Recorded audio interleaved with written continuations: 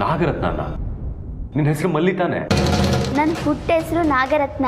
ಮಲ್ಲಿ ಅಂತ ಅಪ್ಪ ಅಮ್ಮ ಪ್ರೀತಿಯಿಂದ ಕೂಗ್ತಾ ಇದ್ರು ಅಷ್ಟೇ. ರಾಶಿ ನಕ್ಷತ್ರ ಹೇಳಮ್ಮ. ಶಿವಂದೇ ರಾಶಿ, ಶಿವಂದೇ ನಕ್ಷತ್ರ. ಏನಾಗ್ ನೋಡ್ತಾ ಇದ್ದೀರಾ ಅರ್ಚಕ್ರೆ? ಹೋಗಿ ಪೂಜೆ ಮಾಡಿ. ಆಯ್ತಮ್ಮ. ಅರ್ಚಕ್ರೆ, ಹಾಗೆ ಶಿವನಿಗೆ ಹಾಲಿನ ಅಭಿಷೇಕ ಮಾಡಿ. ಆಯ್ತಪ್ಪ.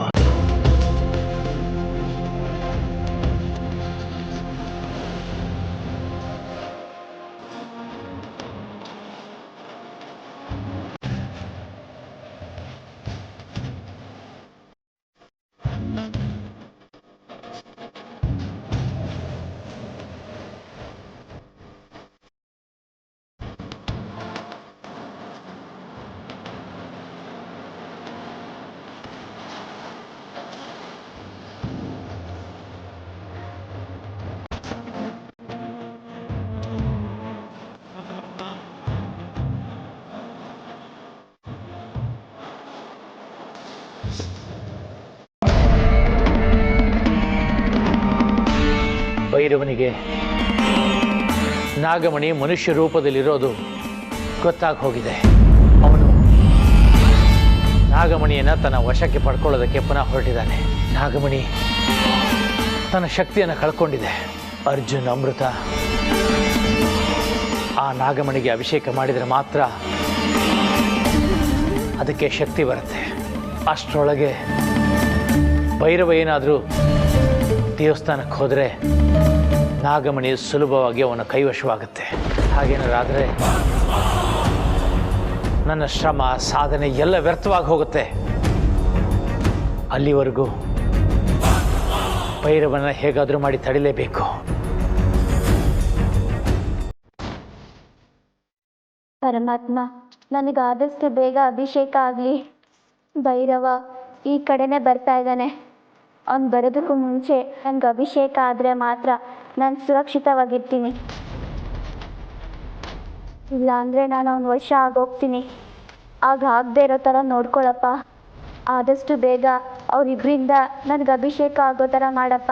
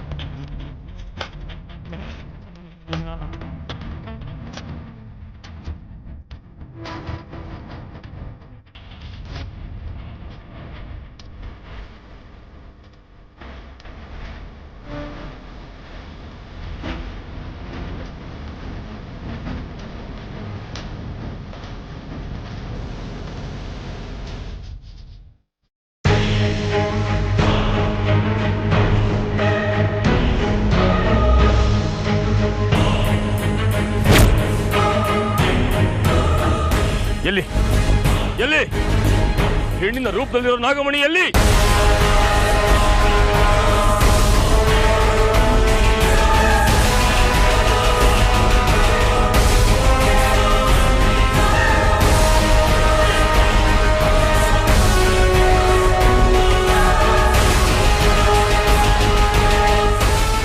ನಾಗಮಣಿಗೆ ಇಚ್ಛಾಧಾರಿ ನಾಗಗಳಿಂದ ಅಭಿಷೇಕ ಆಗೋವರೆಗೂ ಆ ನಾಗಮಣಿಯನ್ನು ಕಾಪಾಡೋ ಜವಾಬ್ದಾರಿ ನಂದು ಪರಮಾತ್ಮ. ಅದನ್ನು ಕಾಪಾಡೋದಕ್ಕೆ ಏನಾದರೂ ದಾರಿ ತೋರಿಸು.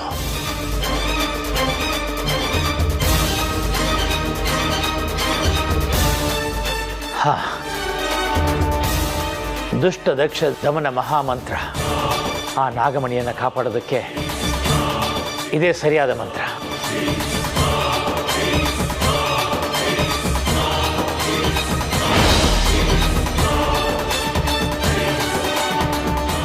ನಿಜವಾದ ಮಲ್ಲಿ ಆ ಭೈರವನಿಗೆ ಗೋಚರಿಸಲಿ.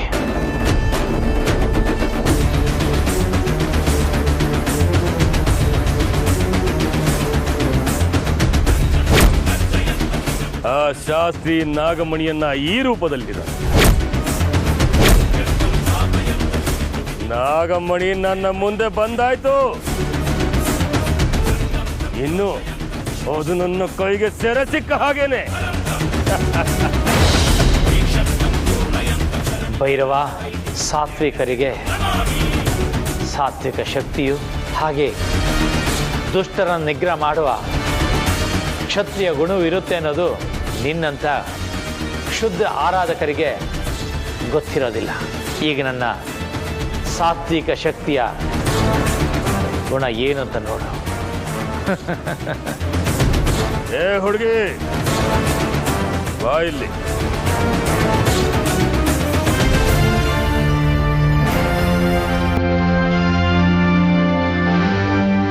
ಏ ನಾಗಮಣಿ, ನಿಂತ್ಕೋ.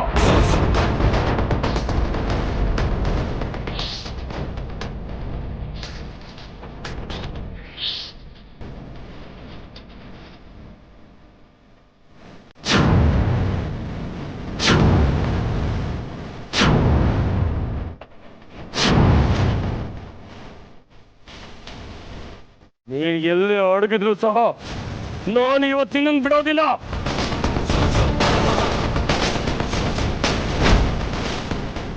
ಅರೆ ಏನಿದು, ಇದ್ದಕ್ಕಿದ್ದ ಹಾಗೆ ನನಗೆ ಹೀಗೆ ನಾಗ ಆಗಿ ಪರಿವರ್ತನೆ ಆಗಬೇಕು ಅನ್ನೋ ಬಯಕೆ ಆಗ್ತಾ ಇದೆ.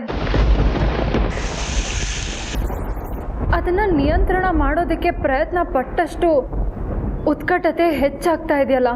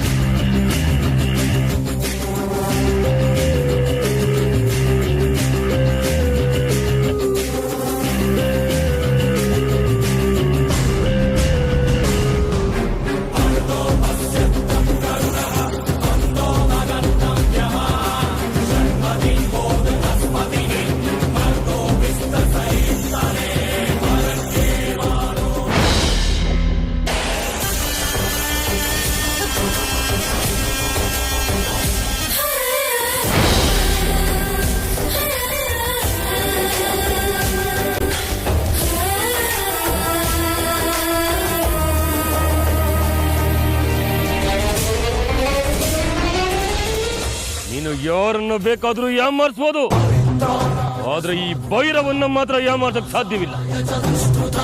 ನಾಗಮಣಿ, ಇವತ್ತು ನೀನ್ ನನ್ನ ವಶಕ್ಕೆ ಸಿಕ್ಕೇ ಸಿಗ್ತೀಯಾ, ಅದನ್ನ ತಪ್ಪಿಸೋದಕ್ಕೆ ಯಾರಿಂದಲೂ ಸಾಧ್ಯವಿಲ್ಲ.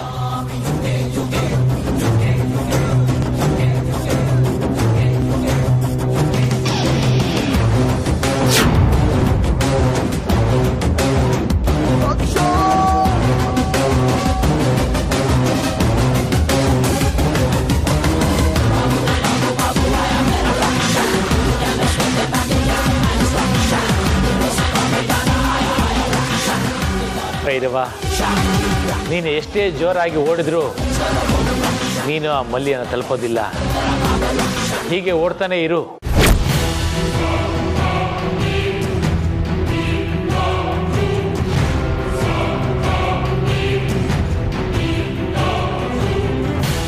ಆ ಭೈರವನಿಗೆ ನಾನು ಮಾಡಿದ ಮಂತ್ರದ ಪ್ರಯೋಗ ಗೊತ್ತಾಗಿ ಹೋಗ್ಬಿಡುತ್ತೆ. ಗೊತ್ತಾಗಿ ಹೋದರೆ ಮತ್ತೆ ಅವನನ್ನು ತಡೆಯೋದು ತುಂಬ ಕಷ್ಟ. ಆದಷ್ಟು ಬೇಗ ಅರ್ಜುನ್ ಅಮೃತ ಆ ನಾಗಮಣಿಗೆ ಅಭಿಷೇಕ ಮಾಡುವಾಗ ಮಾಡು ಪರಮಾತ್ಮ, ಕರುಣೆ ತೋರು.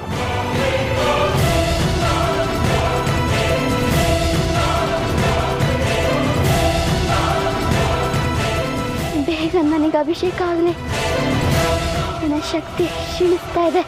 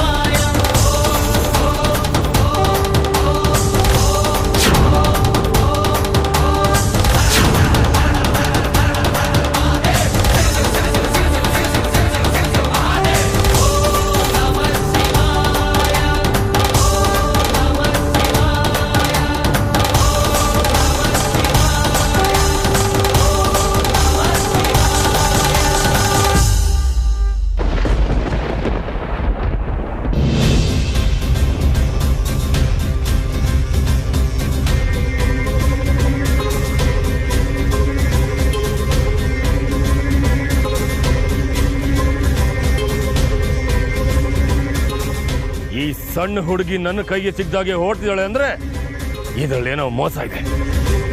ಮೊದಲು ಇವಳು ನಾಗಮಣಿನೋ ಅಲ್ವೋ ಅಂತ ತಿಳ್ಕೋಬೇಕು.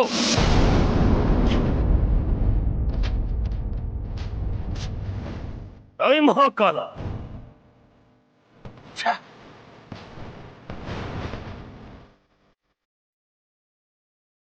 ಜೈ ಮಹಾಕಾಲ.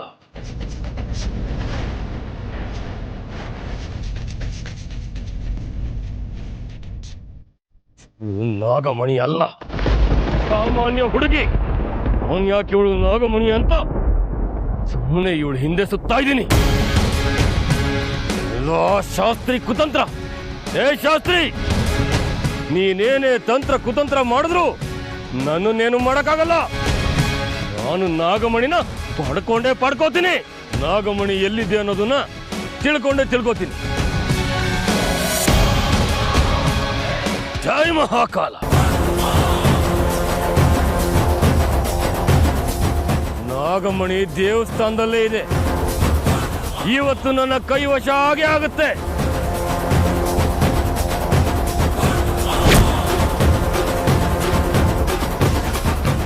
ಮಲ್ಲಿ ನಾಗಮಣಿ ಅಲ್ಲ, ಸಾಮಾನ್ಯ ಮನುಷ್ಯಳು ಅನ್ನೋ ವಿಷಯ ಭೈರವನಿಗೆ ಗೊತ್ತಾಗೋಗಿದೆ.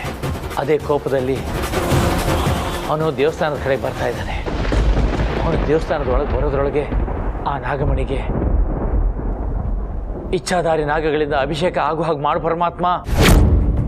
ಆ ನಾಗಮಣಿ ಈ ನಿತ್ರಾಣ ಸ್ಥಿತಿಯಲ್ಲಿ ಭೈರವನ ಕೈವಶವಾದರೆ ಶಾಶ್ವತವಾಗಿ ಅವನ ಕೈವಶವಾಗಿ ಹೋಗುತ್ತೆ. ಆ ರೀತಿ ಆಗಬಾರ್ದು ಪರಮಾತ್ಮ, ದಾರಿ ತೋರಿಸು.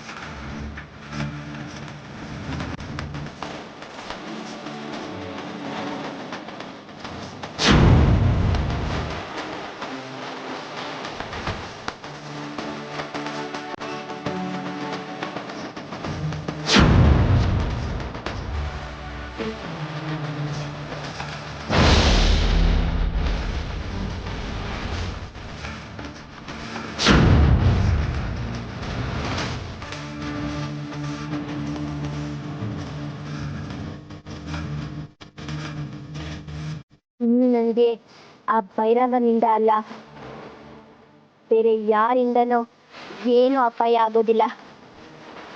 ಅಮೃತ, ನಾನು ಆದಷ್ಟು ಬೇಗ ನಿನ್ನ ವಶ ಆಗ್ತೀನಿ. ಅದಕ್ಕೂ ಮೊದಲು ನೀನು ಅರ್ಜುನ್ನ ಜನ್ಮ ರಹಸ್ಯ ತಿಳ್ಕೊಳ್ಳೋದಿದೆ. ಆ ವಿಷಯ ನಿನಗೆ ತಿಳಿದ ತಕ್ಷಣ ನೀನು ಆನಂದ ಲೋಕದಲ್ಲಿ ತೇಲೋಗ್ತೀಯ. ಆಮೇಲೆ ನಾನು ನಿನ್ನ ವಶಕ್ಕೆ ಬರ್ತೀನಿ. ಹಾಗೆ ಬಂದಮೇಲೆ ನಿನ್ನಿಂದ ಆ ದುಷ್ಟರ ಸಂಹಾರ ಆಗುತ್ತೆ. ಅಲ್ಲಿಗೆ ನೀನು ಭೂಲೋಕಕ್ಕೆ ಬಂದ ಉದ್ದೇಶ ಪೂರ್ಣ ಆಗುತ್ತೆ. ನಂತರ ನನ್ನ ಸಮೇತ ನೀವಿಬ್ರು ನಾಗಲೋಕಕ್ಕೆ ಹೋಗ್ಬೋದು.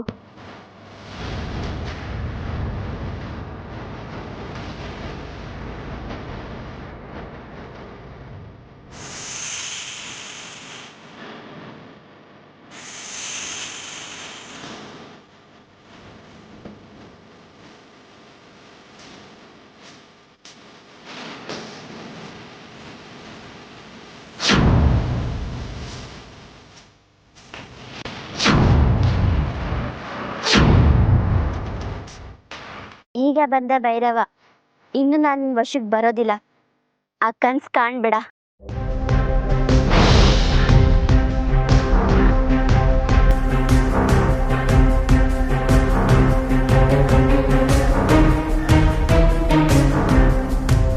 ಬುದ್ಧಿ ಹೂ ಕೊಡ್ಲಾ?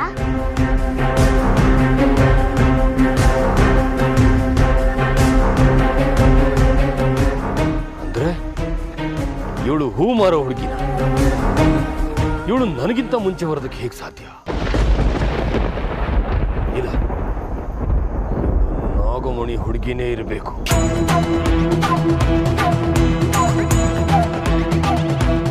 ಜೈ ಮಹಾಕಾಲ.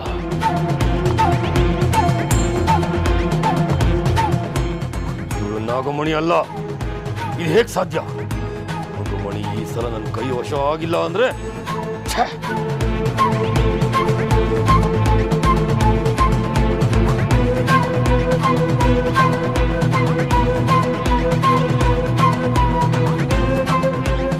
ಪರಮಾತ್ಮ, ಭಕ್ತವತ್ಸಲ, ಕರುಣಾಕರ, ಅನನ್ಯವಾಗಿ ನಿನ್ನನ್ನು ಬೇಡಿದರೆ ನೀನು ಕರುಣಿಸ್ತೀಯ ಅನ್ನೋ ಮಾತನ್ನ ಇವತ್ತು ನಿಜ ಮಾಡಿಬಿಟ್ಟೆ ತಂದೆ. ಆ ನಾಗಮಣಿ ಭೈರವನ ಕೈ ವಶವಾಗತ್ತೆ ಅನ್ನೋ ಆತಂಕದಲ್ಲಿದ್ದೆ ನಾನು. ಅದನ್ನ ಅವನ ಕೈಯಿಂದ ತಪ್ಪಿಸಿ ಈ ಲೋಕಕ್ಕೆ ಉಪಕಾರ ಮಾಡಿದೆ ತಂದೆ. ಕಾಪಾಡು, ಕಾಪಾಡು. ಎಲ್ಲೋ ಏನೋ ಮೋಸ ಆಗಿದೆ ಅಂತ ಅನ್ನಿಸ್ತಾ ಇದೆ. ಜೈ ಮಹಾಕಾಲ.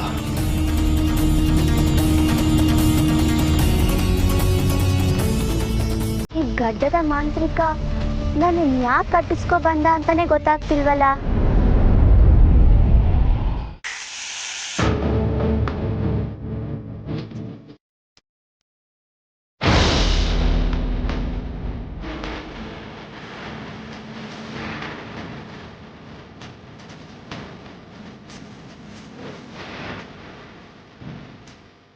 ಅದೇ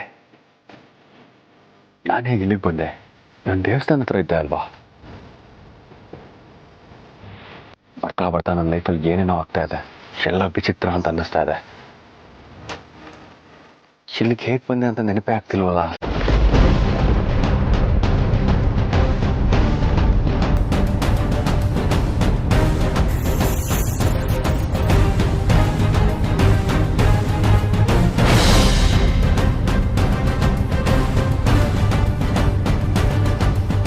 ನಾನು ನಾಗ ಆಗಿ ಪರಿವರ್ತನೆ ಆದ್ಮೇಲೆ ಏನಾಯ್ತು?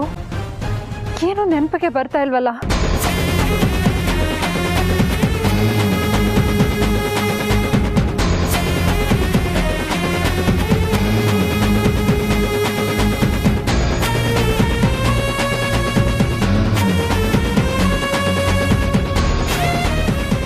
ನಾಗಮಣಿಗೆ ಅಭಿಷೇಕ ಮಾಡಿದ ಅಸ್ಪಷ್ಟ ನೆನಪು. ನಾನು ನಾಗಮಣಿ ನೋಡಿದ್ದು, ನಾಗಮಣಿಗೆ ಅಭಿಷೇಕ ಮಾಡಿದ್ದು, ನಾಗಮಣಿ ನನ್ನ ಜೊತೆ ಮಾತಾಡಿದ್ದು, ಇದೆಲ್ಲ ವಾಸ್ತವನೋ ಭ್ರಮೆನೋ ಒಂದು ಗೊತ್ತಾಗ್ತಾ ಇಲ್ಲ.